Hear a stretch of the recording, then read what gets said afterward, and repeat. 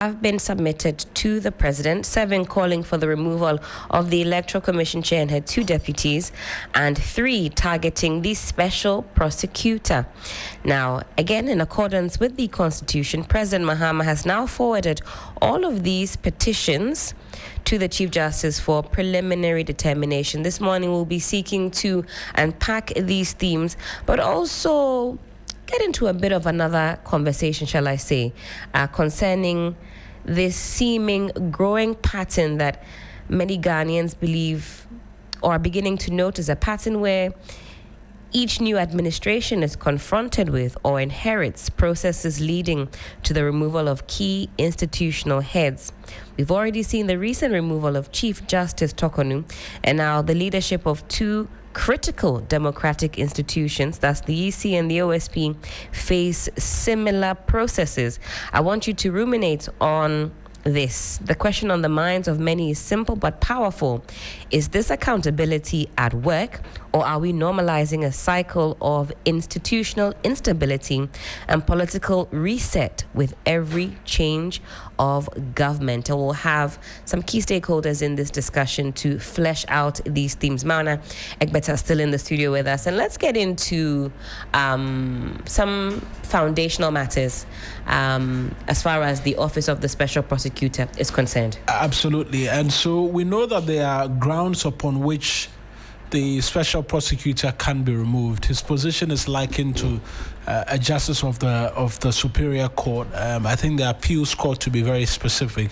And so when it comes to matters for his removal, or for the removal of the individual who occupies a position as special prosecutor, that is covered under the Article 146 process as well, in terms of how they can be removed. And so, but we also know that the special prosecutor's removal process is also captured in this in the act which made or which created, or the enactment which created the office as well. And so the removal process is what we're seeking to walk listeners through right now. And the special prosecutor shall not be removed from office except for stated misbehavior or incompetence, incapacity to perform the functions of the office by reason of infirmity of body or mind, willful violation of the official oath or oath of secrecy, also conduct which brings or is likely to bring the office or the special prosecutor into disrepute or contempt, or is prejudicial or inimical to the economy or security of the state. These are the basis, and we also know that a person who seeks to, so these are the basis upon which you can remove. That's right. Now, if you want to remove, here's what it is that you must do. You must first submit a petition to the president. Now, when the president receives a petition for the removal of the special prosecutor, the president shall within 7 days refer the petition to the Chief Justice, who shall within 30 days determine whether there is a prima facie case for them to answer. Now, where the Chief Justice determines that there is indeed a prima facie case to answer, the Chief Justice shall within 14 days set up a committee consisting of a chairperson who is a justice of the Supreme Court, a lawyer of at least 15 years standing at the bar, and 1 other person with expertise in investigations. The committee shall within 90 days investigate the matter and make its recommendation to the president through the Chief Justice. The president shall act in accordance with the recommendations of the committee. So that's in respect to the special prosecutor, whose position is likened to a court of appeal judge, right? These are the processes, and if it were to happen, how it will go about. We know yesterday there was confirmation from the presidency that indeed the president had received the petition, but unlike the Chief Justice, the OSP, EC, and all other justices of the High Court or of the Superior Courts, High Courts, Court of Appeal, we don't have regional tribunals, and then Supreme Court. All of them, once a petition comes, the president is just a conveyor belt. You give him the petition, the Constitution says within 7 days, give it to the Chief Justice. I think it is only the Chief Justice who cannot answer to herself is where the president must make that determination, as we saw in Gertrude Iraba Sakichokonu's case. Right. And so this one, the president being the conveyor belt, he's taking it to the Chief Justice, Paul Bafuboni, and then from there, he will determine whether or not the office of the special prosecutor has a case to answer. If he does, a committee will be formed, and within 90 days, they must recommend something for the president to take action on. Certainly. Now, the OSP makes a case, if you follow the Office of the Special Prosecutor across any of the socials on Facebook or in particular on X, as to why they should remain in office, and puts 2025 in focus, citing certain achievements and some monies that have been saved through the OSP's interventions. Now, even that conversation has been the subject of some controversy, with key investigative journalists like Manasseh Awuni-Azuri contesting that, in fact, there have been some revisions on the part of the OSP as far as these figures are concerned. These estimates are concerned, leading even more people to jump on the bandwagon that maybe this is an office that needs even more laser focus on what exactly these achievements have been. But we juxtapose this next portion against the petitions that have been put forth for the removal of the OSP. And Marna, what is the OSP telling Ghanaians that they've done? I saw one video with a very energetic eagle flying over the capital and beyond, letting us know that they are watching us like with their hawk's eye, eagle eye, watching everything we do. Laser sharp, huh? Laser sharp. When we translate that into money or into intervention, what are they telling us that really they're providing us? Well, they are seeking to make the case and make it very strongly. And I think we on this show have been having conversations about the Office of the Special Prosecutor for over a month now. And without a shadow of doubt, there is considerable pressure on the office. Would you say that it has now reached a final crescendo? The murmurings were there, the conversations were there, but now we would say it has reached fever pitch. Now we've seen the petition is in motion. Petitions have come. Martin Kwebu says he's yet to submit his. Petitions have come. And public sentiment generally. So today when we opened the phone, as we weren't talking OSP, but someone still mentioned OSP. That's right. The pressure is on. You understand? And so public sentiment is not readily in the favor of the Office of the Special Prosecutor. They are under pressure to deliver. And so they come out from time to time seeking to explain that, look, we're doing a lot. Not everything is in the fore, which you must see. A lot of what we've done is preventive.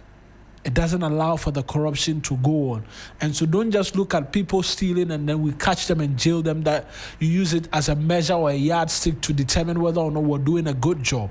We're doing other things behind the scene, and that is also equally important. The OSP says they've reached some 9.4 million people through prevention-focused work, including youth against corruption. Okay, that's an intervention by the OSP. Yes, so it's to get young people to understand the dangers of corruption and speak against it, fight it. They're seeking to grab them young. Catch them young. Yeah, catch them young. Oh, no, grab. Grab becomes a bit too offensive. Catch them young and educates them, inculcates in them the tenet of abhorrence to corruption.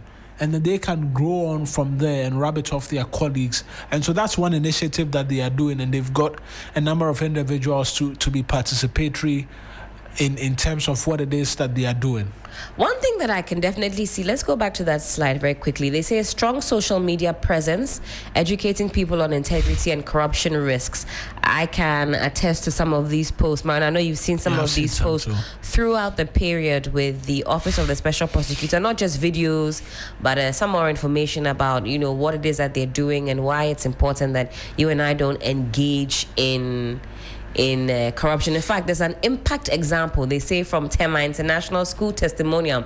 Students report a deeper understanding of how small acts of dishonesty grow into wider corruption, inspiring a stronger commitment to integrity. Keep that word integrity in mind, because even on that score, the OSP versus, I shouldn't say versus, but it has become like that, Manasseh Awuni, and he talks about whether or not the office of the special prosecutor itself is lacking in some type of integrity because of some information they have furnished us with, especially with the Kenneth Ofori-Atta case. Absolutely. Which has become an albatross around the neck of the OSP. Ghanaians say, if you don't bring Kenneth Ofori-Atta back, we don't care whether you engage 200 youth in Tamale. We don't care whether 350 young leaders in Koforidua were cautioned. We don't want to know about any 10 in-person sessions in Accra, Tamale, and Koforidua. We want Ken Ofori-Atta back. We'll talk about that as we progress. All right. Now, we talk about direct recoveries. Mona, what is the OSP saying? They've said, I'm seeing some big figures. So they've recovered in excess of 6.5 million and $2 million US. 6.5 million in terms of cedis and $2 million in recoveries, right? So source of recoveries, 106,000 from payroll audit restitution, 206,000 from plea bargains, 6.19 million from petroleum product diversion investigations, and 2 million recovered from MIF, from the gold trading program. All right. So that's some money that has gone back into Ghana's coffers. According to the OSP, we obviously have to interrogate these figures further. Even these figures have been a source of contention, whether or not we're actually getting those monies. I think there's some more monies. So asset seizures, 102 million. 102.7 million cedis worth of assets pending confiscation proceedings. Many more assets seized are yet to be valued by SCC, from luxury cars to houses to bullion vans. Okay, OSP says they've been seizing some assets. And then you talk about some more national and regional engagement, all right? Some over 400 professionals engaged, communication and media outreach. So every time you tune in, for example, to listen to Sami Dako on a new day, on Key Points, on 3FM, they are reaching you, and that's part of their outreach figures. 3.9 million via social media, 5.5 million people reach via TV and radio. I'll be interested to know how they got those official figures, but they say they are reaching us en masse. Also, cooperation, domestic and international. And the OSP says they've deepened partnerships with the Ghana Police Service, GRA, Ghana Revenue Authority, NIB, Immigration Service, foreign investigative bodies. You know what is missing from this list? Give it. The Attorney General's office. That has become allegedly another source of contention for the OSP, whether or not there's a harmonious collaboration. Very important thing you identify in this particular slide, because the AG is not mentioned at all here. Is there a reason? Is there something that we don't know? Well, it says they work together. They'll find a way to work in the best interest of the country, and so we wait to see. Absolutely. Ghana averted projected losses. So even monies that we were in, the OSP has used their third eye, monies that could have potentially been lost to the tune of 5.73 billion Ghana cedis. The OSP says that they have averted that financial crisis for us. Okay. So a bit more in terms of the money. I think we've gone through this one already. Yes. A bit more in terms of the money as well. 7 convictions secured, 33 persons currently standing trial, 1 case on appeal, vote buying. New prosecutions initiated in 2025, bringing total active cases to 8. That's what the OSP has been saying. Now, on the face of it, this is one of the big reasons why many Ghanaians are unhappy with the OSP. They say, as far as prosecutions are concerned, this is certainly not something to really... Far too low after 8 years. Well, they say they really found their legs in 2022, because at the time that they were set up, at least let's put Kissie the office wasn't really set up. Yes, wasn't really set up. So maybe we can analyze it from a different time frame. But that's the figures there as far as prosecutions are concerned. What do you make of that? Also engage with us. Investigations. What do the investigations look like? 71 cases at full investigative stage. 40 new cases opened in 2025 alone. That's a 148% year-on-year increase. And then also cases cover multiple sectors. All right, let's head over to the phone lines and speak now with Theophilus Jimega Jr., engineer and private legal practitioner. And he's had some preliminary conversations with us as far as this OSP matter is concerned. We continue to flesh out the conversation with him this morning. Theophilus, hope you're doing well. Thank you for joining us. Good morning. Good morning. How are you doing? I'm doing fantastic. How are you doing? I'm good. All right. So this morning we're talking about the petitions that were forwarded to the president, which we now know have reached the doorstep of the CJ. These are petitions asking for the removal of the OSP. We've also sought to juxtapose this against what the OSP is touting as its achievement in the year 2025. They talk about prosecutions, they talk about investigations, they talk about monies that have been retrieved. In fact, even forecasting into the future, money that they have prevented the Republic from losing. Before we even get into the conversation regarding these petitions, have you cited these achievements put forth by the OSP? What do you make of it? I heard about the achievements largely from your network. The petitions, as we will come to understand, might not be about his achievements, but might be about what he has not done or has done poorly. So much as you can tout all your achievements, if there are things that you have done which, in the view of the petitioner and the board, the committee will agree has been done incompetently, your achievements will come in a pale shadow of it. So, and why is the office now coming up telling us all these achievements? Why were these achievements not common knowledge in the past? It is because the picture or the optics among Ghanaians with the OSP is not a pleasant one. Persons have high hopes about the OSP, that office. I don't mean the person, that office, and I don't think persons are seeing things that are being done properly, or that they can put their fingers on to say this is an achievement coming from the OSP. The office has been set up at least throughout the tenure of Nanado, so we might give them 6 years, and His Excellency John Dramani Mahama a year at least. So at least 7 years. And they have spent so much on them, and what have they brought back? That is what people are asking about. And people are particularly upset by the fact that the biggest fish, which they should have caught, in the person of Ken Oforiatta, was allowed to go. So I don't think that the achievements will be something that persons will play into to say, this is the reason we are petitioning for his removal. However, they will be petitioning for his removal based on his failures. Right. Now, we talk about the office of the special prosecutor as an entity on its own, and then also the special prosecutor, Kessie Jabing, also as an individual on its own. Do you think that in this conversation we're having, we've been able to sufficiently divorce the two entities, or has it all become muddled because of the personality of the special prosecutor? So many different inferences being drawn towards maybe a possible relationship between Kessie Jabing and the previous administration, even a relationship between himself and former Finance Minister Ken Oforiatta. Are people asking for the scrapping of the office or the mere removal of the special prosecutor? You see, when the office was first created, you remember that popular saying that my enemy's enemy is my friend. So the then president thought that Martin Amidu was an enemy to the NDC, or became an enemy to his enemy, which was then candidate John Dramani Mahama. So they appointed an enemy to see him as a friend. until he came out to say that, Akufo-Addo himself is the mother serpent of corruption. Then they realized that, let us get somebody. Look, I was on a platform in your studio when someone said that Kisi Ajaben could not have been appointed without the knowledge of the top brass of, which is true.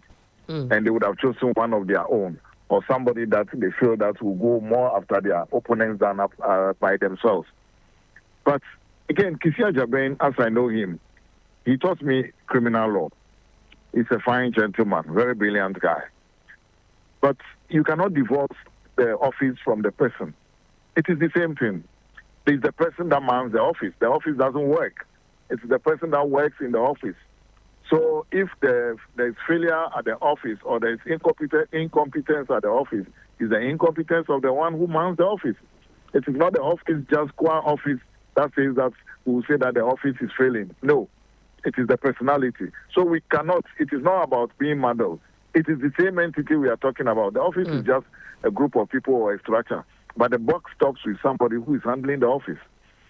Now, Ghanaians are yearning for something that they cannot see, and they are blaming that on the person's money. I hope you saw the situation where the others who were also charged with Kwanoforiata are filed for the judge to recuse herself. And you know the grounds they were coming under. Because they said that the judge is close to Anas had been loyal to Kisi Ajaben. You see where we are going. Now, it shouldn't have been the issue, because you have to see real likelihood of bias. Otherwise, everybody will be shopping, looking for forum where to prosecute their cases. But some of these connections will be mentioned from time to time. So it is up to him to divorce himself from some of these connections that he's had in the past, properly so-called, so that he will stand independent and be able to discharge his duties. For those who are all trying to link him to Kwanoforiata, to Nana Akufo-Addo, indeed, he couldn't have been appointed without the knowledge of some of these people. Not at all. It wouldn't have happened. So you would say that you wouldn't begrudge anybody that opinion that, in fact, he may not be the best candidate for this particular office because of those. You see, throughout Ghana, when the 2012-2013 election petition came up, you remember that MPP protested the presence of Justice Emeritus Atuguba. Indeed. When it was held that we are all connected somehow to somebody. It is the type of connection which will worry your judgment or cast a poor judgment on you, or to not to help you to make good judgment that we should be worried about. Indeed, we are all connected to somebody. I was having a case, and I realized that somebody who was handling the case was a classmate to one of the lawyers. What are you going to do? To say just because you were classmates, he couldn't do his business and get his money? No, we are all connected somehow to somebody. Right. But get the job done. That's the most important thing. So the inability to get the job done, that is the one that worries all of us. Right. All right, Theophilus, let's get back to some more of the legalities and some more process about the process. Now, what are the possible outcomes of the committee's investigations? And I won't bore listeners with that because we've already talked through what happens once a petition has been sent through and the Chief Justice receives it and a committee is set up. Could it be that there is maybe a lesser sanction, or is it always the case that the next step has to be a removal if a prima facie case is established? You know, when you are reading law or acts, you need to read the headlines, the head notes, and you read the act as a whole. The head note says removal of the OSP, the SP. Right. So the petition is leading to one thing, either the removal or non-removal. So there's no middle ground, because that is the heading. If it wanted you to say that for any other punishment, there will be a heading for any other punishment. But this talks about removal. So the outcome is either removal or non-removal. Either removal no middle ground. Or non-removal. No middle ground. All right. Now, also at the beginning of the conversation, I asked listeners to ruminate on this particular conversation. It's one that I've cited on social media and beyond.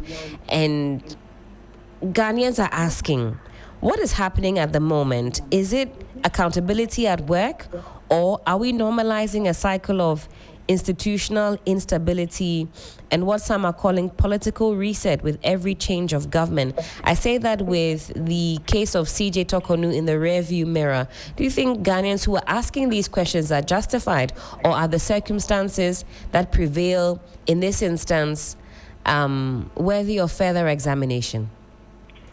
The British have a saying that one bed doesn't make a summer.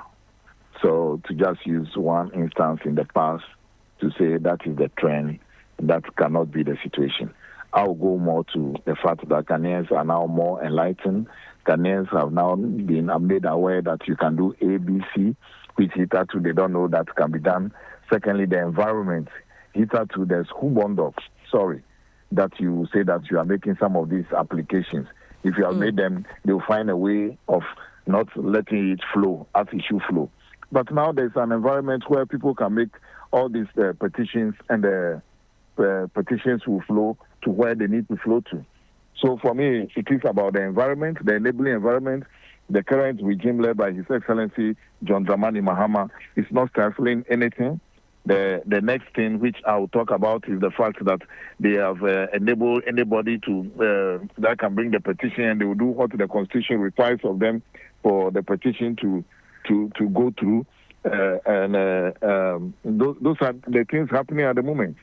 So it is, yes, accountability. It is an enabling environment for Ghanaians to talk, and it is also a situation where Ghanaians are now wide awake and know what they need. Certainly. So then you wouldn't classify this as a mere petition spree, as I see one of our watchers on social media has termed it as. Now, you see, we should be in a position where removing persons in such a position should be easy. It shouldn't be one that should be difficult. Reason being that if it is difficult, and I know that removal will be very difficult, why do I have to worry myself if I'm being incompetent, or I'm performing my job poorly, or I have infirmity of the body? It should be easy. So that persons who work there will work to their very maximum. Now let's go to the EC chair as well as her deputies. Now we know that some 7 out of the 10 petitions are in their direction. Let me also get your preliminary thoughts on this. I can almost guess that you would say that you saw this coming. Am I right? Yes, I saw it coming, and I advised that with the rumor swirling in the air, I would have advised that they should resign. Because once the process kickstarts, they don't have any chance to resign again. And if they so wish to resign later, they will not get anything, any of their benefits. So which one is better? And you have seen, again, as I said, the character of the dead is a lesson to the living. So you have seen that which has happened to somebody prior. So what you can do at this moment is to take steps so that you safeguard your years of labor, and you don't allow your years of labor to go waste. So for me, yes, I've seen this coming up. Indeed, you are aware that the current EC supervised the situation where SAL was without representation in Parliament for 4 years. Yes, and you expect that those people will forgive them? No, they won't forgive them at all. I don't expect that. Then, of course, one group which has been championing for auditing and a lot of so-called independence of EC should be stripped out has been Imani Ghana. And the president of Imani Ghana is actually a native of SAL. Right. So he has two bones to pick with EC. And I don't foresee Franklin Kujo keeping quiet over the EC. No, they won't. In fact, he has been quite vocal. Yes, he has been quite vocal. And he will continue with his advocacy and how vocal he is. And knowing all this, I expect that the EC will do the right thing, or the chair and the deputies will do the right thing. Now, again, with the processes of the committee, I see this question has also come up on our stream. And for those of you who are watching and listening, again, good morning to you. And this one says, what due process rights does the EC chairperson and their deputies have, such as representation, cross-examination, and providing counter evidence? I don't know if that can also apply to the OSP. Some questions popping up here about what due process rights these individuals have in these matters. No, they all have. They all be taken through due process, and for anything towards their removal. Yes, it will be. They will all be taken through this process. They will be given the opportunity to. There will be procedure to be used. Either they will use the Court Act or they will use any other procedure. They will all be taken to, given the opportunity to have their representation, given the opportunity to have their lawyers, etc. present. So that will not be a big issue. So I think that anybody worried along that line should relax. They will all have their representation. They will have the benefit of having their materials and counter evidence, as you say. And also, I have Bandai constituency rerun on my mind now, and I know that's something that's in the pipeline, subject to whatever legalities may crop up. Now, can ongoing work of the EC be affected legally? For example, in this instance, can the chair stay in office during the investigation, or could certain powers be suspended? What does precedence tell us? And if there's no precedence, in your legal mind, how will their work be affected whilst this process is going on? You know, I think Article 146 talks about a situation where the president may suspend. So I am not sure, top of my head, whether the suspension applies only to the Chief Justice or applies to everybody who is being under Article 146 scenario. If it applies to everybody who is under Article 146, then they could be suspended. And you know, sometimes these suspensions are not to punish anybody. They are only situations to make it that you don't interfere with investigations or with anything that is being done. That is just the reason why the suspension is supposed to be there. And the suspension is not generally a punishment. It is not a situation to tell you that you are guilty of all the issues raised in the petition. But it is just that you don't interfere with Imagine, for sake of argument, imagine that Justice Tokonu was in office whilst these petitions were ongoing. And imagine that Justice Tokonu was the one to empanel members of the Supreme Court to hear all these cases. Imagine who she would have empaneled. Imagine if there would not have been any arm twisting at the background, etc. Imagine if the things go in her favor, how people will react to it, to say that, hey, we know this was already going to be this way because you have appointed, you have empaneled them. So even in certain jurisdictions, when these things come, the persons tell their appointers that we want to step aside until investigations are completed so that we come back if we are exonerated. So for me, the good thing will be to step aside once the investigations begin. Theophilus, very thankful for your time this morning. And yes, before I go, someone asked me by way of message that where is Johnny Hughes? Oh, he is taking a small breather, enjoying a small break, but he's hearty and he's well. Thank you for asking. Okay. All right. Have a pleasant morning. And a wonderful morning. Yes. Okay, bye-bye. All right, bye-bye.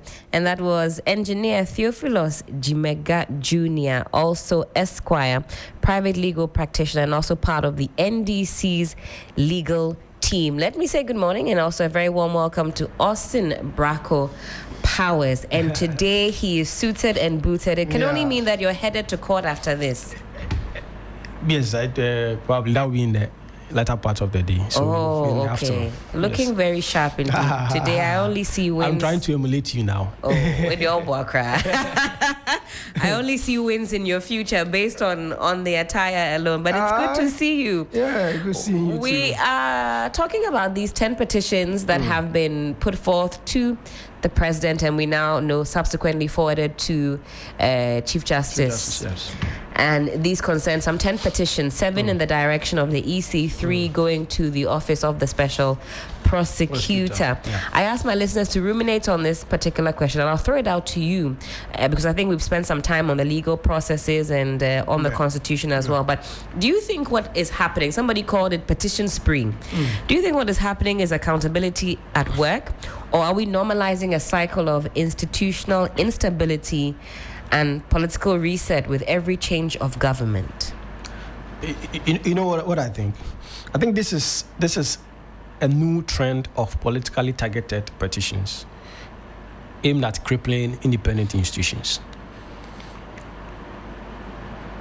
My first question, this is a real question: are these petitions driven by genuine concerns for the protection of the state, or are they politically motivated to cripple independent state institutions? I doubt the former. I think this is a premeditated assault on independent state institutions. And my caution to this government is not to be encouraging such attitude. In fact, am I discouraging petitions? No, I'm not. Okay. But what I'm saying is, what we are seeing appears to be a premeditated attempt. Now, here's the thing. Must we tolerate corruption? I don't think we need to tolerate corruption or even fundamental breaches of the law. I have not said anywhere that we should tolerate such a thing. But removal should be a process of last resort. It should not be our first response.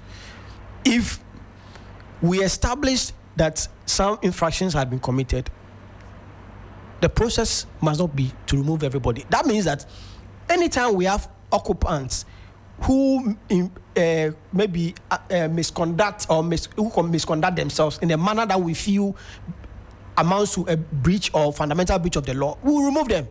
And that cyclical process is what I'm trying to avoid. Is that not a good thing, though, that therefore sends a message that out to whoever the office holders are, that we are zero tolerance on any kind of breach? Or are you saying that we're only human?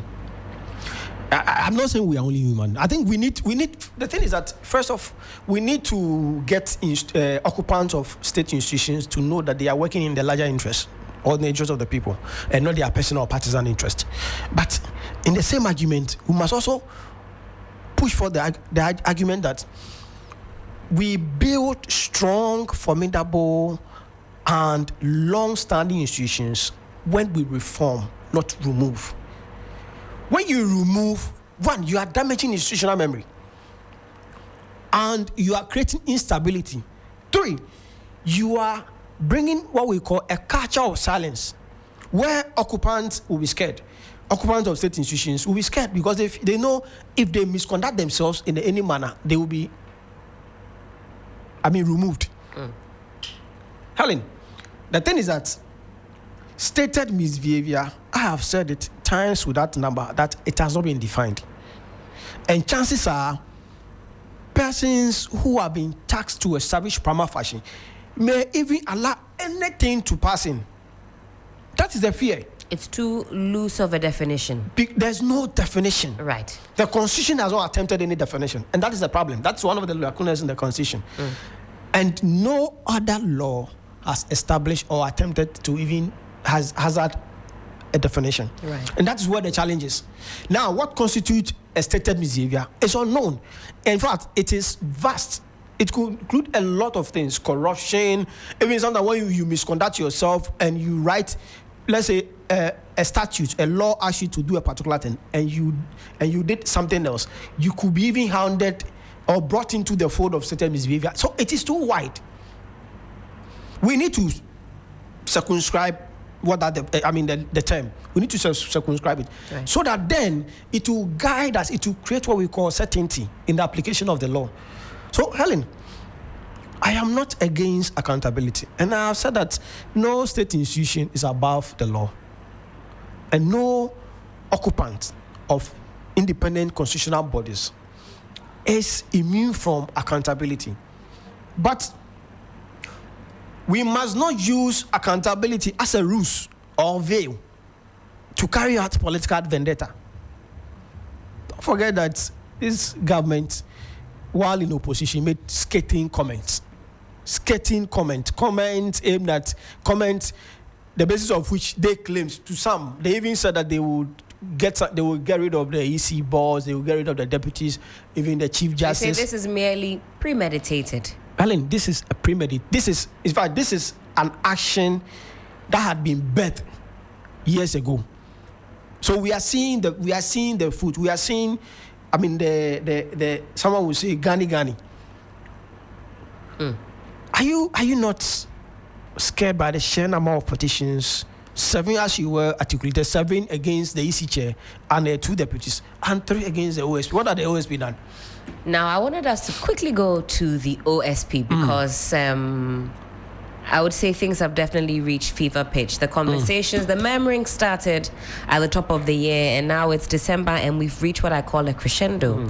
Now, this seems to also be coming from the ordinary citizens. I don't know whether you also gauge that temperature. Do you think that the everyday Ghanaian who is on social media crying for the removal of the OSP has been influenced by the narrative of those who have the platforms, or is there something that the general consensus is informing that maybe this office of the special prosecutor is not fit for purpose? It would appear that the sole case concerning former finance minister Kenneth Oriata has become the reason why the OSP is likely to be shown the door. But is that wrong? If that's what Ghanaians are asking for, accountability from our former finance minister, that doesn't seem to be forthcoming from the OSP. Is that a wrong call? But in fact, Helen, our major problem with the OSP is because we expect too much from the OSP. We expect too much. Or has the OSP whet our appetite too much? We expect too much from the OSP. Ellen, we tend to behave as though the OSP is the only institution that can fight corruption in this country. That is not the case. The OSP is yet another institution, a complementary institution that has been established to help in our anti-corruption fight. Why do we impose every responsibility, all the responsibility on the OSP? It's because we expect too much from the OSP. And that is where the disappointment lies. Because you see, in life, when you expect too much of someone and the person disappoints you, you feel it. Has the OSP disappointed us? He has not. I think many people are living in their own balloon, in their own world. I have heard many say, Helen, that the OSP has not secured any conviction. And sometimes I cringe. And sometimes, let's put that up on the board. As far as prosecutions are concerned and convictions, the OSP, we have a slide that details some work that they've done. Very well. Alan, I think the thing is, the OSP has done creditably well. Many people may not believe it, but you see, conviction doesn't always mean being given or handed a jail time. It doesn't mean go and serve jail time in Sawam or maybe any other places. Conviction means you have been convicted on the basis of your own plea. Let's get that slide up. Let's get that slide up. We have other one talks about some the convictions, appeal. As one appeal is a slide that has all the different. There we go. There we go. Yes, 7 convictions. I went through. You remember the media report that they released? We were even in the studio. We discussed it. Yes. I went through it, and I saw that I realized that the OSP had secured 7 convictions, and many of these convictions, we retrieve our monies. In fact, we retrieve some of the monies. If we say that Kissi Agyabeng has been in office for, let's say, about 70 years, although the timelines we can't even say 7 years because of the office and some of the things. All the issues. But if we were to say, okay, 7 maybe over a span of 3-4 years, the average Ghanaian thinks that's not enough. No. They think the years are too many. The convictions are too low for the number of years that the OSP has been in operation. And that is why, Helen... Are we naive? No, that's why, I won't say naive. I will say that we are not well enlightened on the role of, or regards to the responsibility of the OSP. Okay. Why are we expecting the OSP to prosecute everybody? Is the OSP the only institution that prosecutes people in this country? That is why, Ellen, I pointed out that the OSP is a complementary state institution that has been established to fight corruption. Don't forget, the OSP is not independent. In fact, the OSP's powers were carved out of the powers of the Attorney General, based on Article 88 of the 1992 Constitution, were carved out. And when you read the OSP's Act 959, particularly Section 4, it tells you that despite the fact that the OSP is not subject to the control or direction of anybody, the OSP prosecute based on the orders of the Attorney General. What is the Attorney General doing? How many convictions has the Attorney General secured? Within the last, maybe let's say this, within the space of maybe 8 months, 9 months, how many convictions has the Attorney General secured? In fact, we are not even talking about jail time. We are talking about even how many retrievals, how many monies has the Attorney General, Dr. Dominic Ayeni, retrieved for the country. You say maybe we should even put it vis-a-vis what the OSP is doing. Yes, let's do it. Let's do it. We can do the comparative analysis. We are expecting the OSP to be prosecuting former government appointees of the SWA Akufo-Addo government. That is not the case. The OSP's functions are well circumscribed. They prosecute based on, for one, corruption and corruption-related activities under the Procurement Act. So why do you want the OSP to be prosecuting? The OSP cannot prosecute for money laundering. Why are we expecting the OSP to be doing it? I think, and Helen, it troubles me. We think conviction means the moment you file a case in court, you should get it. It takes time. It takes time. In fact, which is why for instance, I've commended the judge who handled the Lumbers case. Okay. The one between Akosia Sewa and the Bushampeni and the two others. I commended the judge because the judge was able to fast track, expedite the action, and even handed down her decision. That is what we expect our judges to be doing. Within the space of 6 months, 7 months, give your ruling. Right. Control the process. Because when a case is in court, you, the judge, you are the umpire. You control the process. So, Helen, we need to be telling Ghanaians, we are expecting too much from that OSP. And that is where the disappointment lies. This brings me to an interesting conversation you and I had I think it was months ago or so. And we talked about the Attorney General's posturing during some of these press conferences, and that being the basis for which ordinary Ghanaians are asking, well, what is going on with oral? Do you see any similarities between that posturing and that of the special prosecutor, especially in the case of Ken Ofori-Atta? And I think my argument at the time was that, well, as a prosecutor, you should be confident in your case, and nobody should begrudge you that posture if you come and you seem almost certain that a conviction is secure. Do you think that same posturing is what has come to bite the OSP or the special prosecutor in the behind? Ellen, you remember the last time we had this conversation, I said that the OSP is supposed to be conservative. The OSP is not a political appointee. He is not being appointed as a political appointee. He is there to do an independent work. But surprisingly, it looks like the OSP at a point started behaving like the Attorney General. Then he started organizing press conferences, started saying so many things, promising, telling Ghanaians, I have discovered this, I have discovered that, I have discovered this. He's a prosecutor that's confident that he has what it takes to nail these people. How do you manage? The thing is, there's one thing churning out or conveying information to the public. There's another thing drawing conclusions based on what you have.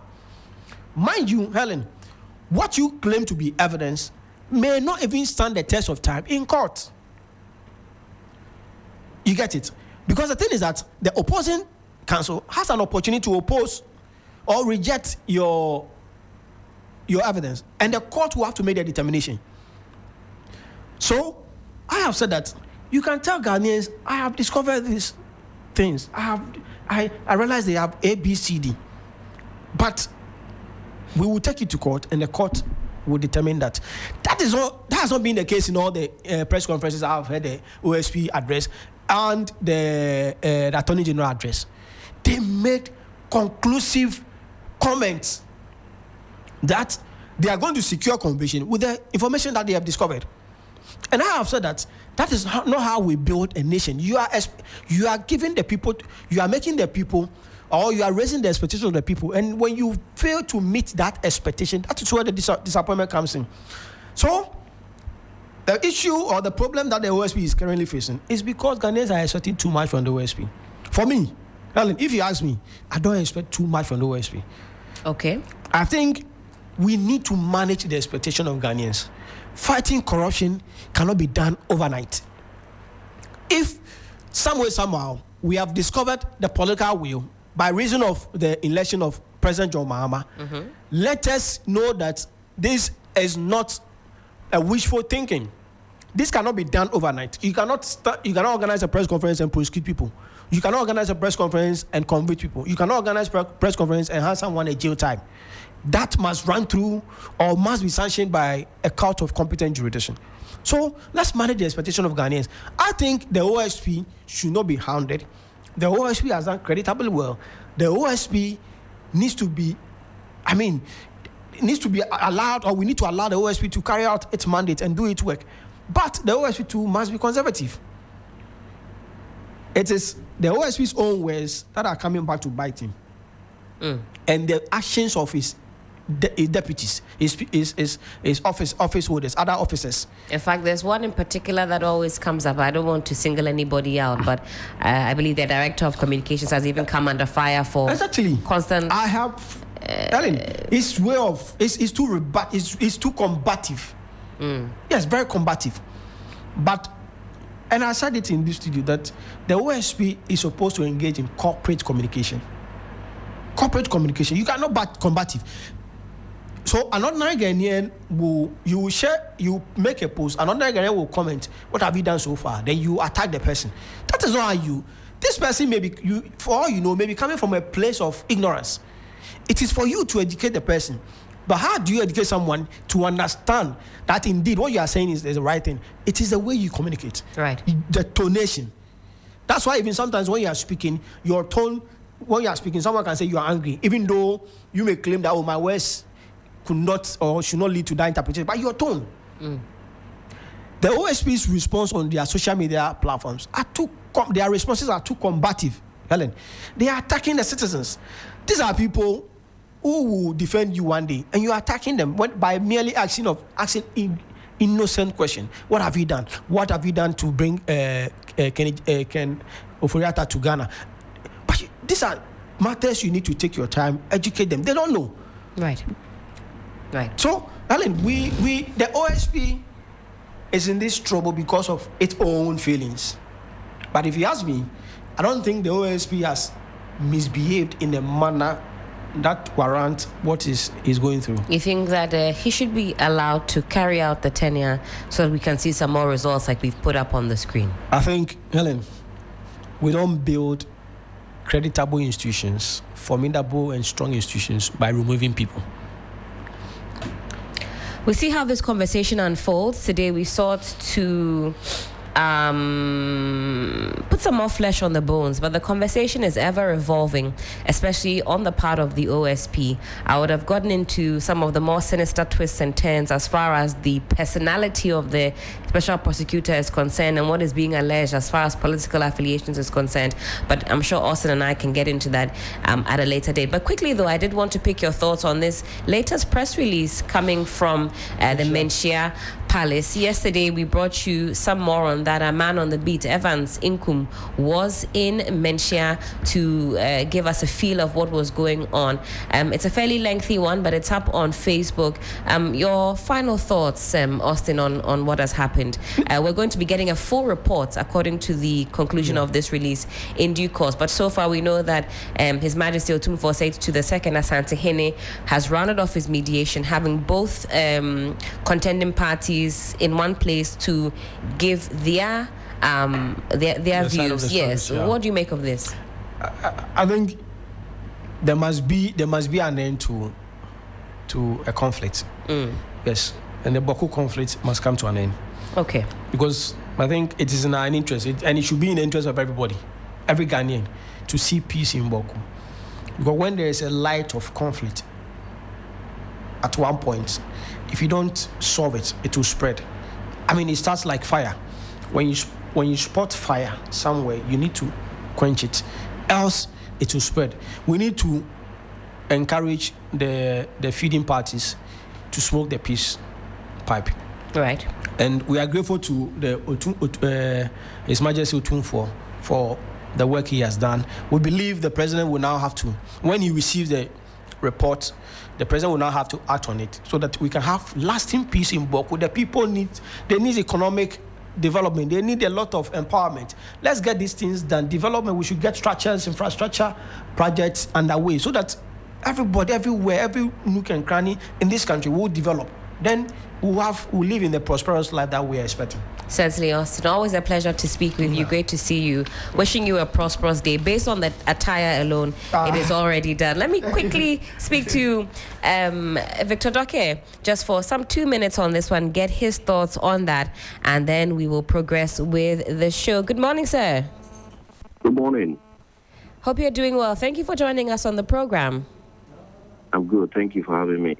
We'll make this a short engagement. I know you have a very busy day. I just wanted to get your thoughts as we know that His Majesty Otumfuo said to Asantehene yesterday finished or concluded his mediation process with the two contending parties as far as the Bawku situation is concerned. I'm sure that sounds like music to your ears. What are you looking forward to once that report is provided to the president? Right. Thank you very much. So let me commend the for his role in all of this, and then his wisdom in navigating the whole process and event with dealing with the Sasia Mapusi group. So one, I expect that the report will be very fair in that it would directly tackle the issues that are at hand presented by the two sides that promotes their needs, their wants, and their interest. And then whoever, that seems not to be satisfied with the report should take the legal grounds. Legal grounds, I mean the channel that we all understand as law-abiding citizens, and not take the law into their own hands. I expect that, one, the report will also focus on the youth also with regards to peace building, and then also how CSOs can come in to help build peace in the area. Enforcement of the regulations or reports specifically with regards to whoever, rival chiefs or whoever they have in there, it should be followed out and then implemented to the latter. And I expect that when the recommendations or reports have been implemented, the central government would be very, very careful in implementing. Stakeholders that will be tasked to implement the report or the recommendations should be neutral as much as possible. And then I would also entreat all analysts or experts, commentators, should be very mindful when the time comes of their narratives so it doesn't inflame passion. Now we are hoping and trusting the two sides will continue to adhere to the peace even when the report is submitted and being implemented. That is the time that we all need to see that the process they've gone through with the Asantehene has paid off, and they have understood the violence would not solve the issue, but rather JoJo and then take the legal grounds that are acceptable to everyone. Doc, thank you so much for your take on this. Always grateful for your time this morning, and also always on the 3FM Sunrise platform. And that was Dr. Victor Doke. He is a security lecturer and also an analyst. And that concludes our big conversation for the morning.